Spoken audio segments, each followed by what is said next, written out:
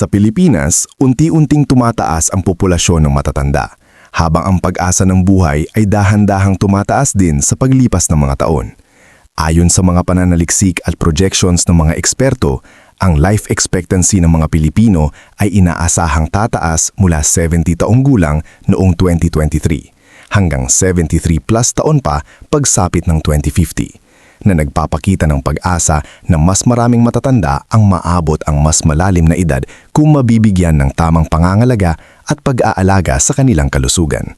Ngunit sa likod ng estadistika, may mga tahimik at mabagal na salik na kung hindi pinapansin, maaaring magpapaikli sa buhay lalo na ng mga nasa edad 70 pataas. Sa video na ito, tatalakayin natin ang 5 pinakamahalagang bagay na dapat iwasan kung tunay mong hangarin ang mas malusog at mas mahabang buhay.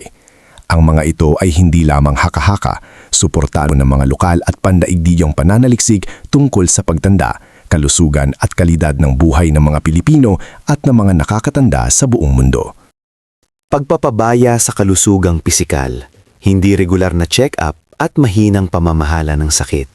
Isa sa mga pinakatahimik ngunit pinakamapanganib na dahilan ng maagang paghina at pagkamatay ng mga nakatatanda ay ang pagpapabaya sa pisikal na kalusugan, lalo na ang hindi regular na check-up at maling pamamahala ng mga karaniwang sakit. Ayon sa mga pag-aaral tungkol sa active aging at datos ng pampublikong kalusugan sa Pilipinas, bagamat humahaba ang kabuuang inaasahang buhay, hindi gaanong tumataas ang tinatawag na healthy life expectancy. Ang mga taong nabubuhay ang isang tao ng malakas, malinaw ang isip at kayang mag-isa. Ibig sabihin, mas mahaba nga ang buhay, mulit mas marami ring taon ang ginugugol na may karamdaman, pananakit ng katawan o limitasyon sa pagkilos. Pinatutunayan ng pananaliksik na ang mga sakit tulad ng hypertension, diabetes at mataas na kolesterol na karaniwan sa edad 60 pataas ay silent diseases. Madalas wala silang malinaw na sintomas hanggang sa magkaroon ng komplikasyon gaya ng stroke, atake sa puso o pagkasira ng bato. Sa Pilipinas, malaking porsyento ng mga may alta presyon ang hindi regular na nagmo-monitor ng blood pressure at hindi tuloy-tuloy ang pag-inom ng gamot. Dahil dito, unti-unting nasisira ang katawan kahit mukhang okay sa araw-araw. Solusyon: ipinapakita ng ebidensya na ang regular na check-up tuwing ilang buwan, tamang pagsasaayos ng dosis ng gamot kasama ang doktor, at tuloy-tuloy na pagsubaybay sa chronic conditions ay malaking nagpapababa ng panganib ng komplikasyon. Ang simpleng disiplina sa kalusugan ngayon ay maaring magdagdag ng maraming taon ng masigla at makabuluhang buhay. Ikalawa, stay sedentary o kawalan ng regular na ehersisyo. Ang ikalawang tahimik ngunit mapanganib na dahilan ng maagang pagtanda at pag-iksi ng buhay ng mga nakatatanda ay ang pagiging sedentary o laging nakaupo. Ayon sa mga proven international at local studies, ang kakulangan sa regular na galaw ay direktang inuugnay sa mas mataas na panganib ng sakit sa puso, type 2 diabetes, stroke at maagang paghina ng kalamnan at buto. Sa Pilipinas, lalo na sa mga rural na lugar, maraming senior ang bihirang makapag-ehersisyo dahil sa kakulangan ng ligtas na lugar o paniniwalang masama na ang gumalaw kapag matanda na. Ngulit malinaw sa pananaliksik, ang katawan ay mas mabilis humihina kapag hindi ginagamit. Kapag ang isang senior ay hindi naglalakad kahit 30 minuto sa isang araw, hindi nag-iinat o gumagawa ng light movement, unti-unting bumababa ang muscle mass at bone density. Lumalala ang daloy ng dugo, bumabagal ang metabolismo, at mas nagiging delikado ang mga chronic disease. Ayon sa mga pag-aaral sa gerontology, ang prolonged sitting ay maaaring magpataas ng risk ng premature death kahit pa walang ibang sakit. Meron ding ebidensya mula sa mga pag-aaral sa Pilipinas na nagpapakita na ang mga senior na aktibo kahit sa simpleng gawaing bahay, paglalakad sa umaga o pag-aalaga ng halaman ay may mas mataas na subjective well-being, mas malinaw na pag-iisip at mas matibay na emotional resilience. Solusyon: hindi kailangan ng mabigat na ehersisyo. Ang regular na paglalakad, tai chi, simpleng stretching o banayad na paggalaw araw-araw ay napatunayang nagpapabuti ng sirkulasyon, nagpapalakas ng katawan, at malaki ang naitutulong sa pag-iwas sa maagang pagkamatay at mahabang buhay na may kalidad. Kung nanonood ka pa rin ng video na ito at nakakatulong sa iyo ang mga impormasyong ito, paki-comment ng numero 2 sa ibaba para malaman kung nandito ka. At kung hindi ka pa nakasubscribe, inirerekomenda kong mag-subscribe ka at i-on ang bell notification para hindi mo makaligtaan ang mga susunod na videos. Ang iyong suporta ay tumutulong sa amin na makagawa pa ng magagandang content para sa iyo. Ngayon, magpatuloy tayo. Ikatlo, pagiging isolado o hindi nakakaugnay sa komunidad at pamilya.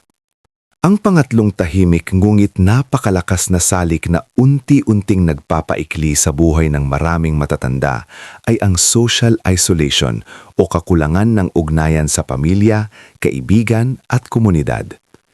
Ayon sa iba't ibang proven research, kabilang ang mga pag-aaral sa Asia at lokal na pananaliksik sa Pilipinas tungkol sa subjective well-being ng senior citizens, malinaw na ipinapakita na ang mga matatandang may mataas na antas ng perceived social support ay may mas mabuting mental health, mas mababang antas ng depresyon at mas mataas na kalidad ng buhay. Ang mga salik na ito ay direktang konektado sa mas mahabang buhay. Ipinapakita rin ng mga pag-aaral sa larangan ng gerontology at public health na ang regular na pakikipag-usap, pakikilahok sa mga aktibidad ng komunidad at simpleng pakiramdam na may nagmamalasakit ay nagsisilbing natural na proteksyon laban sa chronic stress. Kapag may kausap at kasama ang isang matanda, mas aktibo ang utak, mas napapanatili ang memorya at mas mabagal ang cognitive decline. Sa kabilang banda, ang matagal na pag-iisa ay nauugnay sa mas mataas na panganib ng depresyon, demensya, sakit sa puso at mahinang immune system, mga kondisyong napatunayang nagpapabilis sa pagtanda at nagpapaikli ng buhay. Sa konteksto ng Pilipinas, mas nagiging seryoso ang problemang ito dahil maraming matatanda ang naiiwan sa bahay habang abala ang mga anak sa trabaho o nasa ibang bansa. Ayon sa ilang lokal na ulat, marami ring senior citizens ang walang sapat na formal support systems at umaasa lamang sa limitadong pensyon o tulong ng pamilya. Ang patuloy na socio-economic stress na dulot nito ay nagdudulot ng dagdag na physiological burden sa katawan, nagpapataas ng blood pressure, nagpapahina ng resistensya at nagpapabilis ng paglala ng mga sakit. Solusyon: panatilihin ang aktibong ugnayan sa pamilya kahit sa simpleng tawag o mensahe. Hikayatin ang sarili na sumali sa mga barangay activities, senior citizens groups o simbahan. Ang regular na pakikisalamuha at pakiramdam na ikaw ay kabilang at mahalaga ay hindi lamang nagpapasaya. Ito ay napatunayang nakakadagdag ng taon sa buhay. Ika-4, hindi tamang nutrisyon at malnutrisyon. Isa sa mga pinakatahimik ngunit pinakamapanganib na banta sa mahabang buhay ng matatanda ay ang hindi tamang nutrisyon o malnutrisyon. Sa Pilipinas, maraming senior citizens ang tila busog araw-araw, ngunit kulang naman sa mga mahahalagang sustansya. Madalas, kanin at kaunting ulam lamang ang kinakain, habang kulang sa protina, gulay, prutas at micronutrients tulad ng calcium, vitamina D, vitamina B12 at zinc.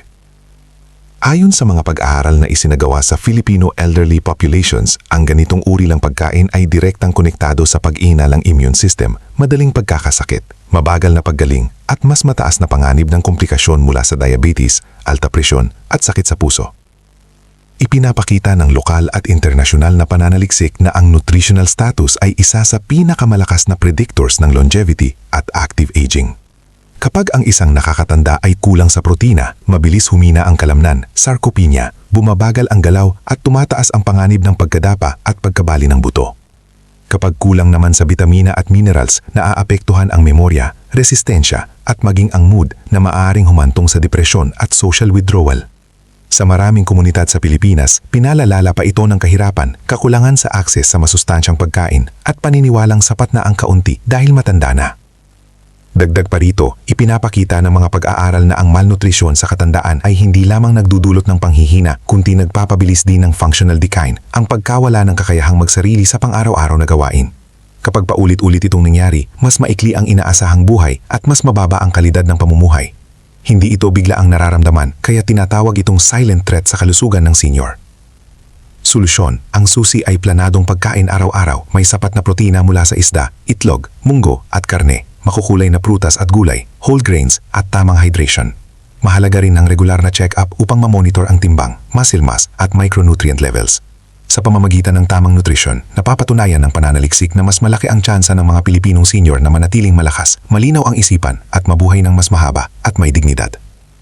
Kung nanonood ka pa rin ng video na ito at nakakatulong sa iyo ang mga informasyong ito, paki-comment ng numero 4 sa ibaba para malaman kung nandito ka.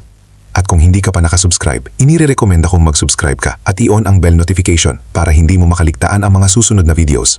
Ang iyong suporta ay tumutulong sa amin na makagawa pa ng magagandang content para sa iyo. Ngayon, magpatuloy tayo. Ika-5.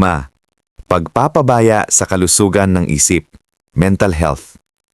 Ang isa sa mga pinakatahimik ngunit pinakamalakas na salik na nagpapapaiksi ng buhay ng mga nakatatanda ay ang pagpapabaya sa kalusugan ng isip at emosyon. Madalas, ang usapin ng mental health ay hindi binibigyang pansin, lalo na sa kultura ng Pilipino kung saan ang matatanda ay inaasahang matatag, matiisin at hindi nagrereklamo.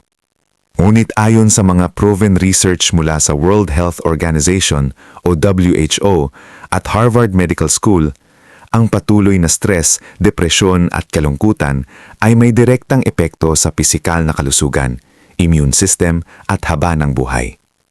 Sa Pilipinas, maraming senior citizens ang nakakaranas ng social isolation, lalo na matapos ang pagreretiro, pagkawala ng asawa o paglayo ng mga anak. Ipinapakita ng mga pag-aaral na ang matagal na kalungkutan ay maaaring magpataas ng risk ng demensya, Alzheimer's disease, sakit sa puso at stroke. Kapag hindi naaalagaan ang emosyonal na kalusugan, tumataas ang antas ng cortisol o stress hormone sa katawan. Ang sobrang cortisol ay unti-unting sumisira sa utak, nagpapahina ng memorya, nagpapataas ng blood pressure at nagpapabilis ng pagtanda ng mga cells. May mga pag-aral din mula sa National Institute on Aging na nagsasabing ang mga matatandang may depresyon ay mas mataas ang tsansang magkaroon ng cognitive decline at mas maikling life expectancy. Sa simpleng salita, ang isip na palaging pagod, malungkot o puno ng takot ay tahimik na humihila pababa sa buong katawan. Hindi lang ito pakiramdam, ito ay may scientific at biological na epekto. Solusyon: mahalaga ang regular na pag-check sa mental health tulad ng pag-uusap sa doktor, psychologist o counselor kung kinakailangan. Bukod dito, napatunayan ng research na ang pakikisalamuha, simpleng pag-uusap sa kaibigan, paglahok sa komunidad o simbahan at paggawa ng mga bagay na may kahulugan tulad ng paglalakad sa umaga, pag-aalaga ng halaman, pagdarasal o pagbabahagi ng karanasan ay nakakabawas ng depresyon at nagpapahaba ng buhay. Tandaan, ang pag-aalaga sa isip ay pag-aalaga rin sa katawan. Ang masayang kalooban ay isa sa pinakamakapangyarihang sikreto ng mahabang buhay. Pangwakas na kaisipan. Kung ikaw ay higit sa 70 taong gulang at nagnanais na umabot sa 100 na may malinaw na isip at masiglang katawan, mahalagang maunawaan na ang tunay na kahulugan ng mahabang buhay ay hindi lang nasusukat sa dami ng taon, kundi sa kalidad ng bawat araw. Ayon sa mga napatunayang pag-aaral sa geriatrics at public health, kabilang ang mga pananaliksik sa Southeast Asia at Pilipinas, ang longevity ay bunga ng pinagsamang pisikal na aktibidad, tamang nutrisyon, maayos na pamamahala ng chronic diseases, matibay na ugnayan sa pamilya at komunidad, at pangangalaga sa kalusugan ng isip. Ang mga tahimik ngunit mapanganib na salik na tinalakay natin, pagpapabaya sa sakit, pagiging sedentary, social isolation, malnutrisyon, at hindi pag-aalaga sa mental health ay malinaw na inuugnay ng pananaliksik sa mas mataas na panganib ng maagang pagkamatay at mababang kalidad ng buhay sa matatanda. Ngunit ang mauding balita, ipinapakita rin ng agham na hindi pa huli ang lahat. Kahit sa edad na 70 pataas, Ang maliliit ngunit tuloy-tuloy na pagbabago ay may malaking epekto sa haba at sigla ng buhay. Huling paalala, mabuhay ng may layunin, makinig sa iyong katawan, manatiling konektado sa kapwa, at piliin araw-araw ang mga gawin na nagbibigay sa isay, lakas, at dignidad sa iyong buhay. Kung nagustuhan mo ang video na ito at nakatulong ito sa iyo, mangyaring i-like, mag-subscribe at i-share. Ang inyong suporta ay tumutulong sa amin na patuloy na gumawa ng magagandang content upang kayo ay mabigyan ng kaalaman at inspirasyon. Salamat sa panonood at inaasahan naming makita kayo sa susunod na video.